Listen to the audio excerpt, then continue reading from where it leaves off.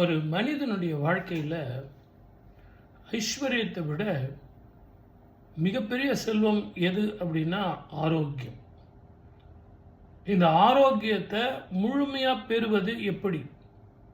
எல்லாருக்கும் ஒரு ஒரு வியாதி இருக்கத்தானே செய்யுது. அதுவும் இந்த கலியுகத்தில் பிபி, சுகரு இது இல்லாதவங்க யாராவது இருக்காங்களா? குடும்ப சூழ்நிலையும் பொருளாதாரத்தினுடைய நிலைமையும் அதே மாதிரி ரொம்ப ஸ்ட்ரெஸ்ஸு. சின்ன வயசில் படிக்கணும், அதுக்கப்புறம் ஏர்ன் பண்ணணும், அதுக்கப்புறம் குடும்பத்தை பராமரிக்கணும், இப்படி பலவித சட்ட திட்டங்கள் ஒரு வட்டத்துக்குள்ளேயே ஓடிக்கிட்டு இருக்க மாதிரி இருக்குது நம்ம வாழ்க்கை. இளமையில் இருந்து முதுமை வரைக்கும் ஏதோ ஒரு வட்டத்துக்குள்ளே ஓடிக்கிட்டே தான் இருக்கும். இந்த ஓட்டத்துக்கு எப்போ தான் நிம்மதி? இறந்த பிறகு கூட அந்த நிம்மதி கிடைக்குமா அப்படிங்கிறது இப்போ ரொம்ப கஷ்டமாக இருக்குது. ஏன்னு கேட்டிங்கன்னா, ஆரோக்கியம் அப்படிங்கிறது இப்போ இல்லாமல் போயிடுச்சு. ஒரு ஜாதகத்தில் முன்னெல்லாம் நம்ம பார்த்தோம்னா ருண ரோகாதிபதி ஸ்தானம் எப்படி இருக்குது, அவருடைய மகாதிசை வருதா, அதாவது லக்னத்துக்கு 6ஆம் இடம், உங்கள் ஜாதகத்தில் லக்னத்துக்கு 6ஆம் இடம் எப்படிப்பட்ட கிரகங்கள் இருக்குது, எந்தெந்த கிரகங்களோட சேர்ந்து இருக்குது, அவங்களுடைய மகாதிசை வருதா, அது நல்ல திசையா, உச்ச திசையா, நீச்ச திசையா, அந்த கிரகத்தினுடைய உங்கள் உடம்புல உள்ள அந்த பார்ட்டு பிரச்சனையாக இருக்கும். இது எல்லாருக்கும் தெரிஞ்ச ஃபார்முலா. அதுக்கு தகுந்த மாதிரி நம்ம மருந்துகள் விஞ்ஞானத்தில் கிடைக்குமா, இல்லைனா ஆயுர்வேதத்தில் கிடைக்குமா, அப்படி இல்லைனா வேறு விதமான மருந்துகள் ஏதாவது கிடைக்குமா, இது இல்லாமல் உபவாசம் இருக்கலாமா, கோவில்களுக்கு போகலாமா, தானங்கள் பண்ணலாமா, அப்படிங்கிறதுலாம் நிறைய விதங்கள் இருக்குது.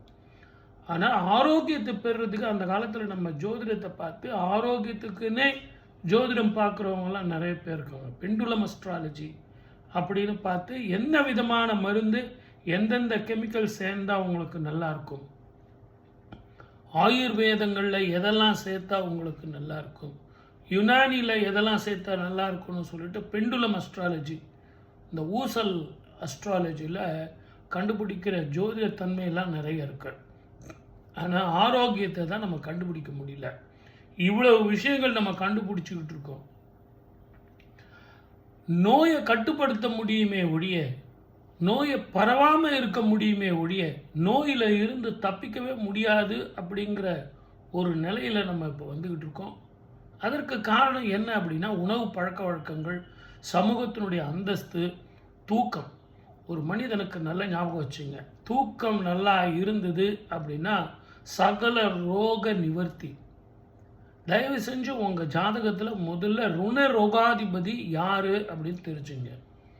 இந்த கோச்சார பிரகாரம் இப்போ உங்களுக்கு குரு எப்படி இருக்கார், குரு அந்த கோச்சாரத்தில் இருந்து உங்களது ராசியை பார்க்குறாரா அப்படிங்கிறத தெரிஞ்சுக்கிட்டு எளிமையான நான் பரிகாரம் சிலதெல்லாம் சொல்லித்தரேன், அதெல்லாம் போய் செஞ்சுட்டு வாங்க.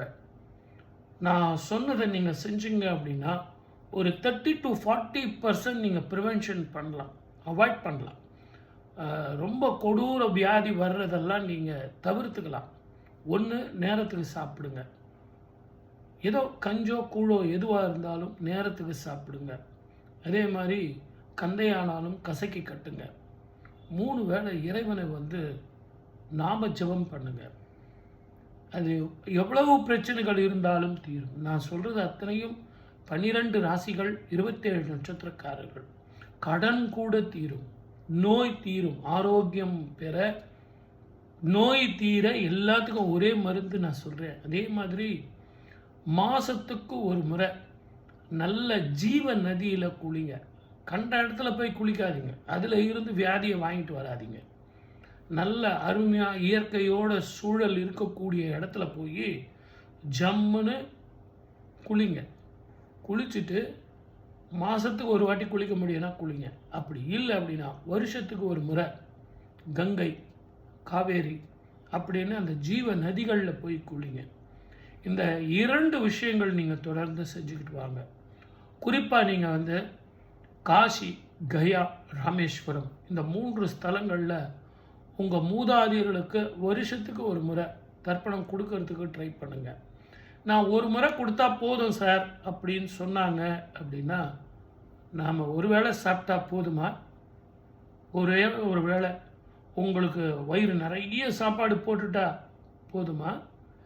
இருந்தாலும் உங்களால் எப்பெல்லாம் முடிகிறதோ 2 வருஷத்துக்கு ஒரு முறை, 1 வருஷத்துக்கு ஒரு முறை, உலகத்திலேயே எங்கும் இல்லாமல் ஒரு அதிசய அற்புத கடவுள் அங்கே இருக்கார் காசியில்.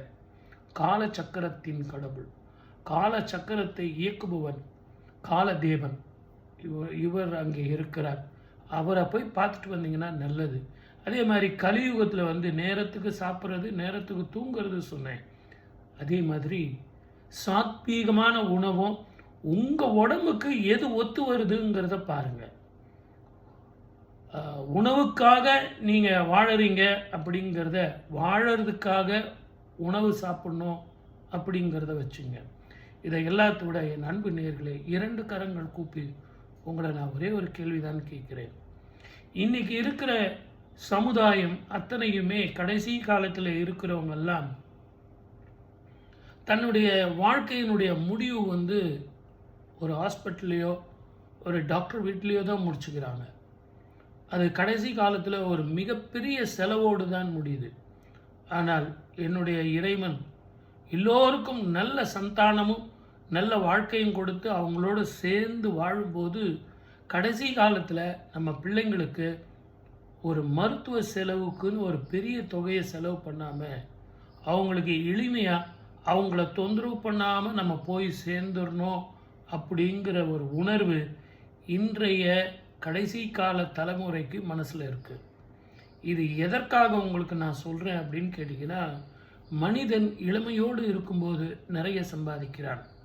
ஆனால் முதுமையில் எப்படிப்பட்டவனாக இருந்தாலும் மருத்துவத்தில் தன்னுடைய சம்பாத்தியத்தை இழக்கிறான். அதை நீங்கள் நல்லா ஞாபகம் வச்சுக்கலாம்.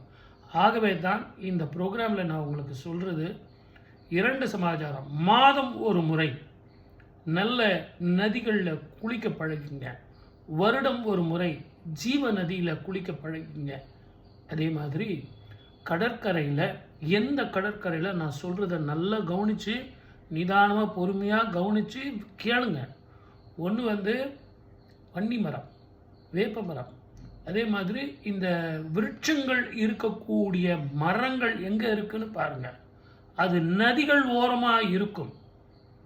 நீங்கள் இந்த சேலம் பக்கத்துலலாம் போனீங்கன்னா, மதுரை பக்கத்துலாம் போனீங்கன்னா விருட்சங்கள், அந்த விருட்சம் கீழே விநாயகர் இருக்கும். விநாயகர் பக்கத்திலே நதி ஓடும். நான் 108 தண்ணி எடுத்துகிட்டு போய் ஊற்றுனேன், அது பிரயோஜனம் இல்லை. இல்லாத விட அந்த சுவாமி எதிரில் குளியல் போட்டுவாங்க. நான் அதுக்குன்னு போனேன், சோப்பு போட்டேன், சீக்கா போட்டேன். அந்த ஜீவன் நதியை பாழ்படுத்தக்கூடாது. நான் துணியெல்லாம் அங்கேயே விட்டுட்டு வந்தேன். அது நதியை பாழ்படுத்துவது, நதியை அசுத்தப்படுத்துவது. தயவு செஞ்சு நம்ம அடுத்த தலைமுறைக்கு, அடுத்த குழந்தைகளுக்கு நம்ம அந்த ஜீவ நதியை கொடுத்துட்டு போகணுமே ஒழிய அதில் இருக்கிற சுத்தம் சுகாதாரம் எதுவும் நம்ம கெடுறபடி நடந்துக்கக்கூடாது.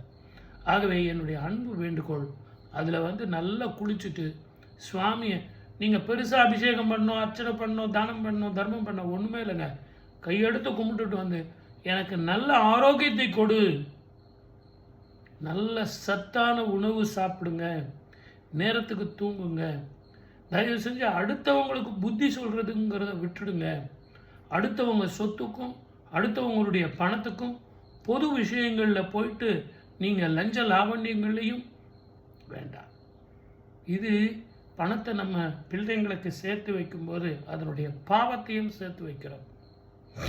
நான் சொன்ன மாதிரி கடைசி காலத்தில் மருத்துவ செலவுக்குன்னு நம்ம ஒரு தொகையை செலவு பண்ணாமல் நம்ம குழந்தைகளுக்கு சந்தோஷம் கொடுக்கறது. அப்பா, எங்கள் அப்பா எனக்கு எந்த ஒரு மருத்துவ செலவு வைக்காமல் போயிட்டார்ப்பா அப்படின்னு சொல்கிற ஒரு சந்ததியாக அந்த முதுமை சம்பதிகள் நமக்கு இருக்கணும். அப்படிங்களா, ஆரோக்கியமாக வாழணும். ஒன்று, கடன் வைக்காமல் போயிருக்கார் எங்கள் மூதாதையர்கள். எனக்கு யாரும் கடன் வைக்காமல் போயிருக்காங்க, சொத்து வைக்கிறாங்களோ இல்லையோ கடன் வைக்காமல் போயிருக்காங்கன்னு சொல்கிறது தான். ஆகவே நான் சொன்ன இந்த பரிகாரங்கள்லாம் செய்தால் நிச்சயமாக ஜெயம், வெற்றி, ஆத்மசாந்தி, மீண்டும் பிறவா வரும். வந்தே தீரும். சப்ஸ்கிரைப் பண்ணிட்டீங்களா? ஷேர் பண்ணுங்கள். இன்னும் பேசுவோம்.